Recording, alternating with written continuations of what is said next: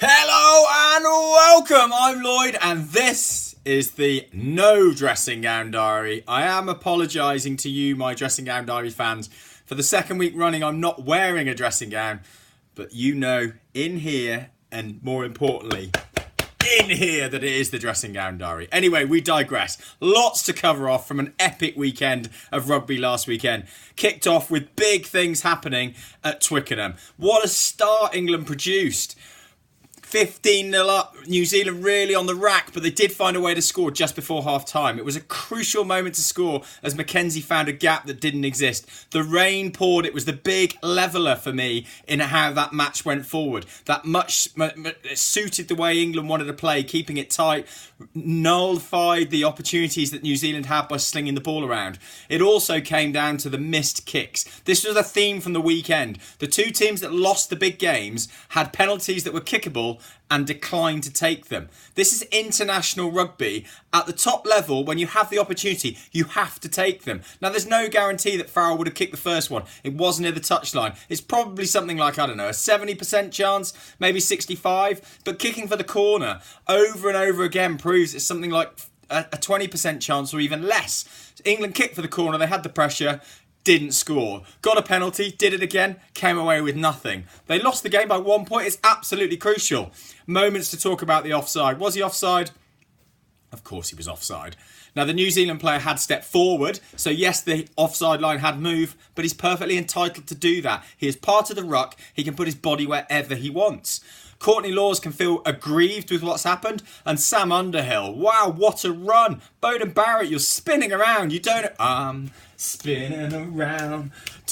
He didn't know which way the hell he was going. It was a great bit of skill, and it really did deserve to win the test match. But unfortunately, the rules are the rules. England benefited from a call the week before in the win against South Africa, so can't feel too hard done by. However, there was big progress in the way England had played, and New Zealand really did feel like they got out of jail with that one. But a great test match. The other big game of the weekend was Australia visiting Cardiff, and Wales finally closed out a game against Australia.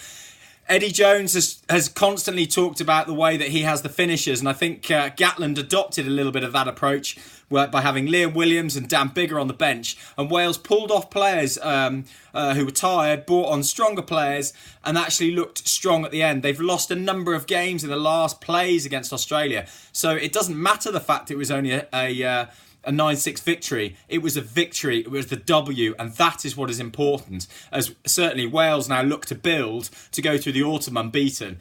So this weekend's games, I'll talk about the smaller ones first, where England are hosting Japan and Wales are hosting Tonga. Both teams are really, really going to expand on their squad play. Both expect easy home wins, but it's about who can put the hand up and say, look, I want the jersey for the next week, really, for me. So there's not too much to talk about those. The big game, though, firstly, there's one at Murrayfield where Scotland hosts South Africa.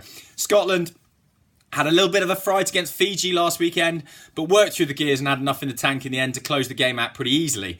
Against South Africa are a big beast. They obviously lost against England, but only by 1 point.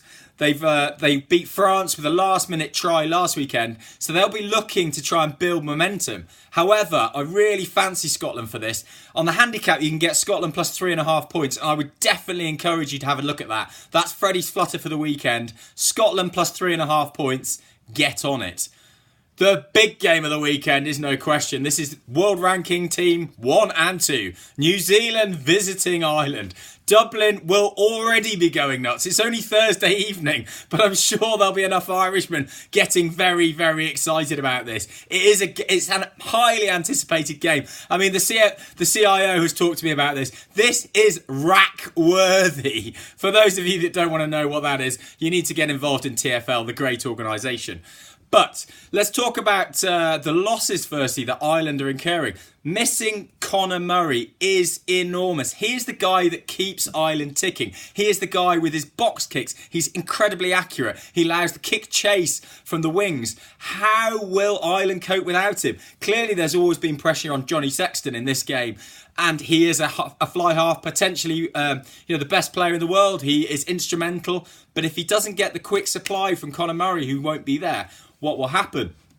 Henderson also in the centres is a big loss. I mean, Ireland have got a pretty strong pack and they'll be hoping to play the normal containing game, kick drive, looking to turn over penalties, etc. But it will depend on the accuracy of the kicking. I've been very impressed with Mackenzie for New Zealand in this autumn series, proving that you don't need to be a 6'20" giant weighing 4 million stone to be a great rugby player. Harks back to someone maybe of like Shane Williams. He's electric when he's got the ball and he always seems to find the best option. It's elusive running and getting yourself out of play is incredibly important and underrated in world rugby at the moment. We're not playing bloody rugby league where you just smash up into the big guy. It's dull to watch. Wales did it for a long time with Jamie Roberts, but now we've progressed as a team. And I hope that other teams do the same. So it's great to see Mackenzie getting a decent run out. Look, there's so much excitement about that game. It kicks off at 7 o'clock on Channel 4, and I would encourage all of you to have a look at it. The other games of the weekend, Scotland's on BBC, and that kicks off about 5 o'clock, something like that. So have a great weekend. Enjoy your rugby. I've just got a little shout out as well to my new media consultant, Soph. Thank you for your advice, and here's to the Dressing Gown Diary. Over and out.